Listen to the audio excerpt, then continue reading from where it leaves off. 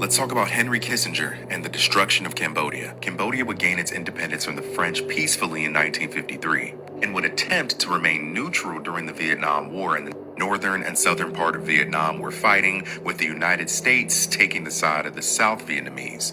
The United States wanted to disrupt North Vietnamese communication and military practices among the Ho Chi Minh Trail.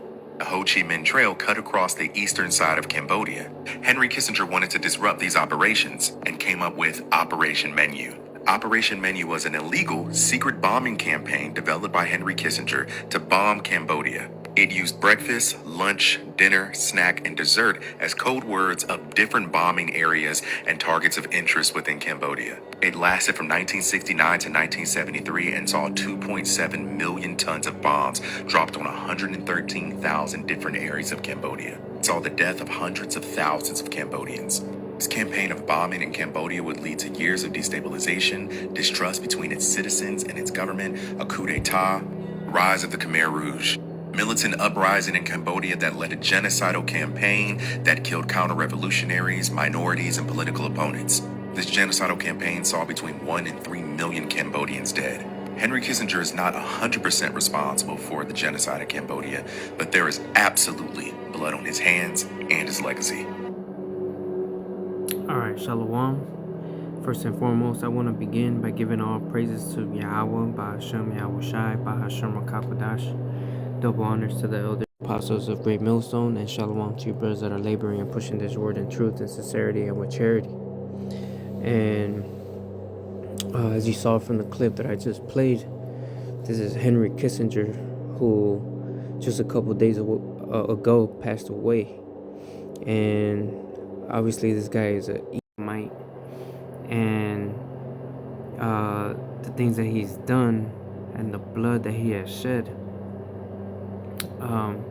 just goes to show you how to prove the nature of Esau, which like Apostle Gabar likes to say is the harbinger of death. Okay, let me go ahead and start off with Ezekiel 35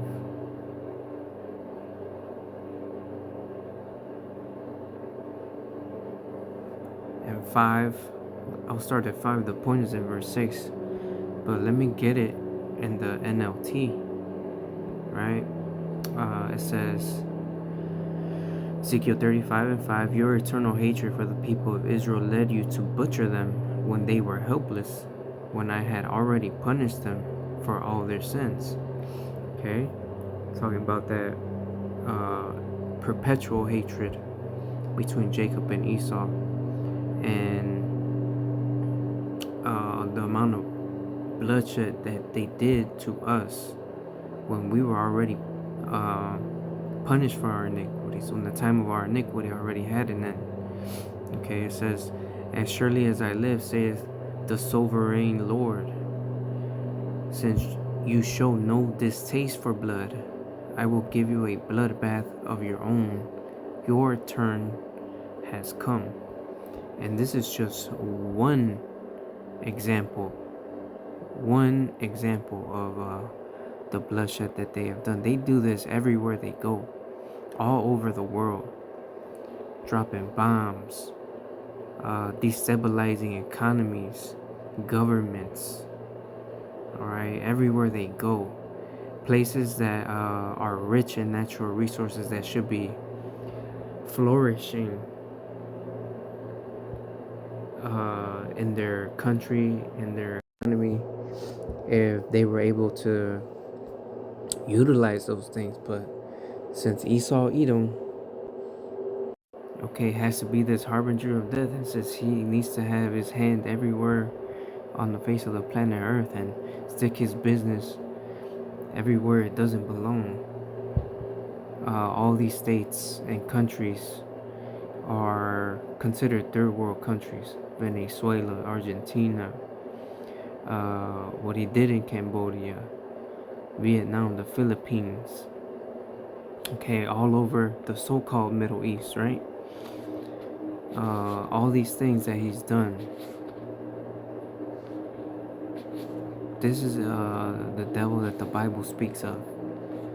Okay, vocab, you can't get around this. This is just the nature of who you people are. Okay, let's get that in Revelation 6. It says, Revelation 6:4, and there went out another horse that was red, and power was given to him that sat thereon to take peace from the earth, and that they should kill one another, and there was given unto him a great sword. So what is it speaking of? This is a horse represents power.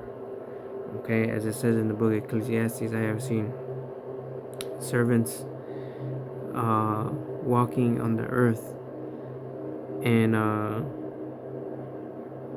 I've seen kings walking upon the earth and slaves upon horses, because the horse represents power. Alright, who's this red horse? Esau Edom. He's the one that came out red all over like an hairy garment, as it says in the book of Genesis, when Jacob and Esau came out of the womb. Alright? And what it says, and power was given to him that sat thereon to take peace from the earth, that they should kill one another, and there was given unto him a great sword. Alright, when Isaac blessed Jacob and Esau, alright, he gave Esau the blessing of the sword and of the dew of heaven. Alright, so he uses his blessing to take peace from the earth, to kill, destroy, and steal.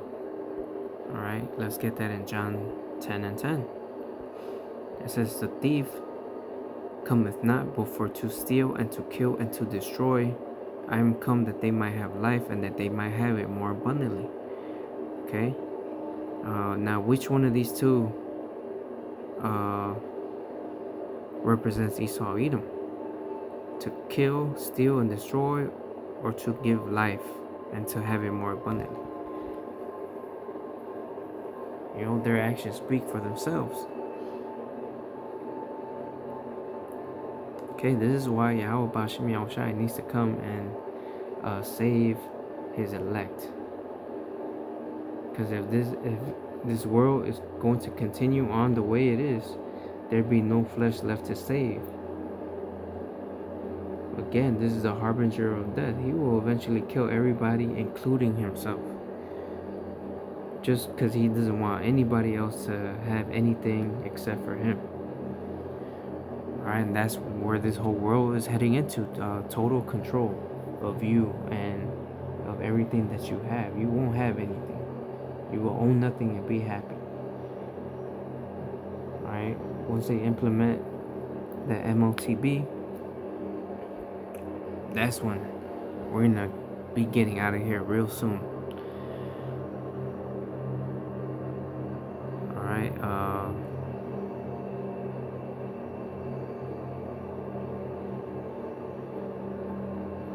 get this here in the book of Proverbs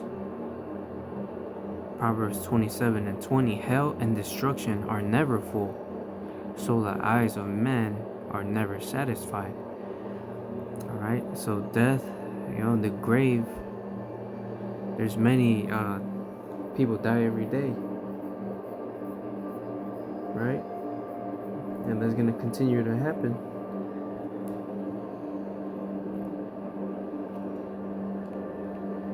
You know, there's no lack of people that are dying and that are in the graves.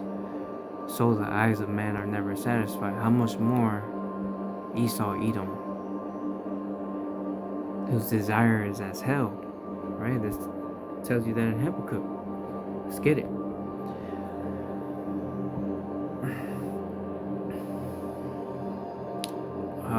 Let me read it in the NLT. It says, Habakkuk 2:5, wealth is treacherous, and the arrogant are never at rest.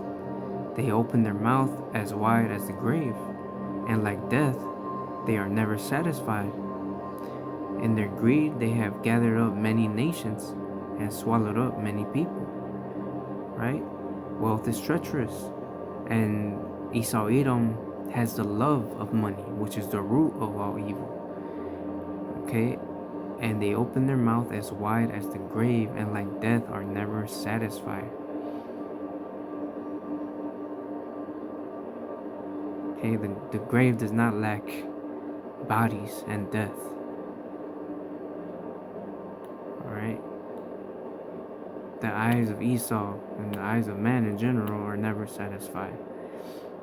Alright, in their greed they have gathered up many nations and swallowed up many people. Everywhere they go, the military bases they have all over the world, nobody comes close in comparison to the military bases that they have around the world, and the amount of destabilization of governments and economies that they've done everywhere they go. There's no comparison. Nobody else on the planet is doing this. Okay, this is the devil, man. And now it's his turn to be spoiled. It's his turn to be dealt with treacherously. It's his time to go. His iniquity and sins have reached up to the heavens. Now is his time to be judged. Okay, so I'm gonna go ahead and end it there. Lord willing, this video was edifying. As always, all honor, glory, and praises goes to Yahweh, Bahashem, Yahweh Shai, Bahashem Rakakudash. Double honors to the elders and apostles of Great Millstone. Until the next time, Shalom.